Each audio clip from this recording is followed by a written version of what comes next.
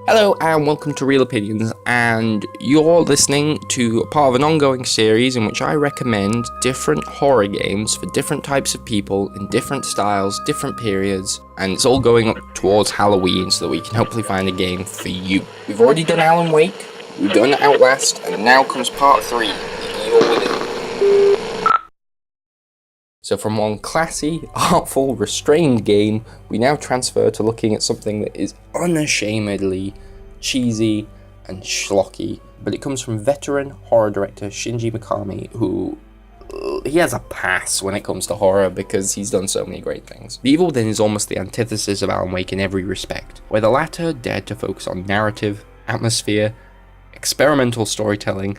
The Evil Within, meanwhile, just cranks up the gore and visceral imagery to 11 and never relents. If Outlast was like the Texas Chainsaw Massacre of horror games, then this is The Evil Dead. It's not big, it's not clever, but it commits to its like ghost trainy kind of funny vibe so wholeheartedly that it's hard not to have a little bit of fun. Story-wise, it's just as hard to summarize as Alan Wake, but the difference is Alan Wake was hard to summarize because it was elaborate, complex, and brainy. This is hard to summarize because it's utter crap.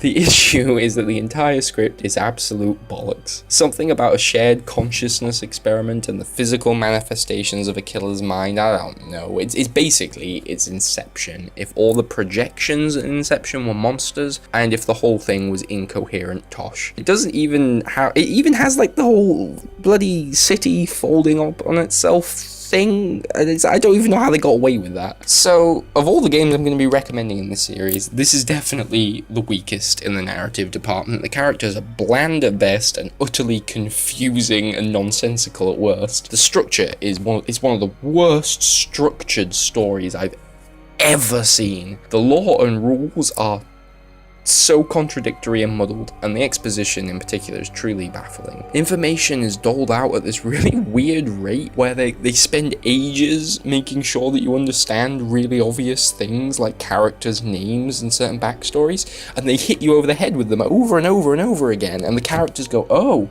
I didn't know that. And it's like, yes, you did. They told you about 20 times. But then certain really important things, it just doesn't explain at all. It's detailed over and over again how a certain character lost his mind and changed his identity and his name, okay?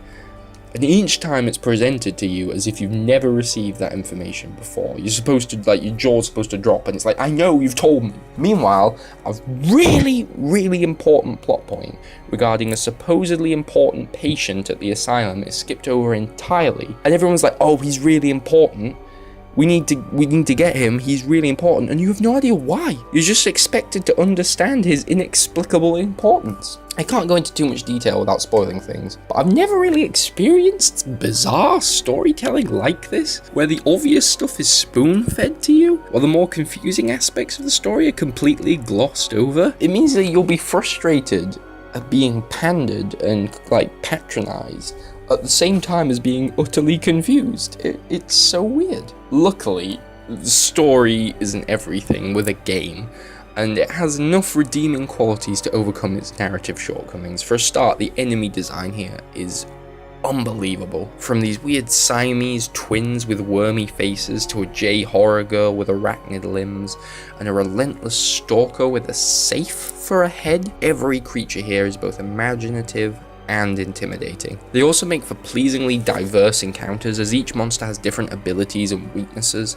It helps to ensure that no two set pieces ever feel exactly the same, as one minute you're scanning for displacements in the water, trying to track down an invisible foe, and the next you're trying to lull otherwise invulnerable enemy into a furnace to try and burn them. Even the standard fodder antagonists are refreshingly not zombies, even if they kind of are a little. They're more like Deadites from The Evil Dead, where they have traces of their human personalities and the ability to like wield weapons. They also can survive bullets for the head, they can search hiding spots. They don't feel quite like zombies. In the monster department, I think this game gets an A+.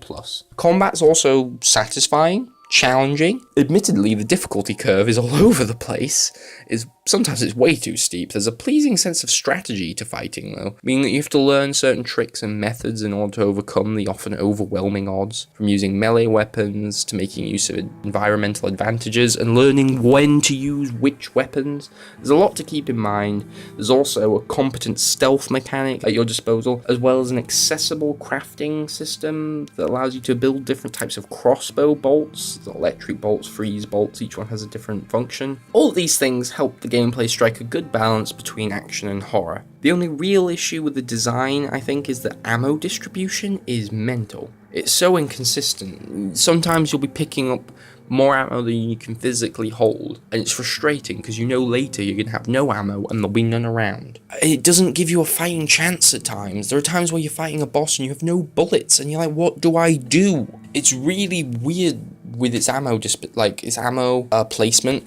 Some of the boss battles can, as a result of this, feel punishing or just downright unfair. There's one in particular that proved to be literally impossible for me, due to the fact that I had no health syringes, and therefore I had to try and limp my way through the level because I was at low health. And when you limp, you move slower. And this particular boss was too fast for me to get away from them limping, so I had to go back to a much earlier save so that I could tackle the situation properly. I had to try and get to the boss with better health and in a proper condition to actually do it. And it's a shame because this boss battle was initially quite frightening and intense, but by the time I was doing it the second go round, I was just frustrated and I'd lost patience with it. And that's something you should be prepared for with this game. There will be a lot of frustration with enemies that soak up bullets, bosses that are capable of insta-kills, and a general lack of supplies. This game can often test the patience of even the most hardcore horror gamer. On the other hand, I like the sense of powerlessness and vulnerability, but fear can very quickly just turn to annoyance, and what was once a petrifying menace can soon become a nuisance, which you will learn with this game. Another problem is that the game is thoroughly unoriginal. Every good idea that it is taken from either Resident Evil, Silent Hill, Outlast, Alone in the Dark, or Amnesia. In some cases, the steals are quite blatant. The Keeper is a particular enemy who is such an obvious Pyramid Head knockoff, and the invisible water enemies that I mentioned, they're plucked straight from Amnesia. Meanwhile, the entire first act of the Resident Evil 4 is in this game. It's like they copied it over. Even gameplay mechanics are copied from other games, with foes that you need to burn in order to destroy, Alone in the Dark, and moments in which you'll be hiding under beds in an insane asylum, hiding from lunatics, Outlast. In some instances, these similarities I will buy their deliberate homages, but in others I'm not so sure. Either way, it all feels too familiar for a horror fanatic like myself, and it just makes me wish sometimes that I was playing the games it was just stealing. Still, there's something kind of enjoyable about the horror's greatest hits style of this game. It's like playing through a top 20 list of the best horror games, which I mean is both a good and a bad thing. The mixtape approach to horror results in one of the most endearingly stupid aspects of the game, and I do mean endearingly stupid. It has an absolute disregard for tonal consistency. I'm not even being sarcastic, I do find it kind of charming how inept it is in this regard. It's so all over the place. It begins with you being stalked by a single enemy through a hospital. One enemy, you can't defend yourself, and you have to sneak through the hospital whilst this guy hunts you down. That's the opening statement of this game, that this is what's going to be like, right? The end of the game has you in a flying Humvee firing an infinite turret gun at a giant kaiju. This game is cherry picking from the best bits of different games, and it means that none of it goes together. So you have like high octane action bits, then Outlast style stealth bits, then Silent Hill psychological bits, then old school survival horror, zombie game, creepy old asylum, apocalyptic citywide disaster. Who knows? Why not try all of them? There's literally one part of the game where you're like in a buddy cop duo with one-liners and everything, fighting against loads of zombie kind of things, and then it cuts and you're in an asylum.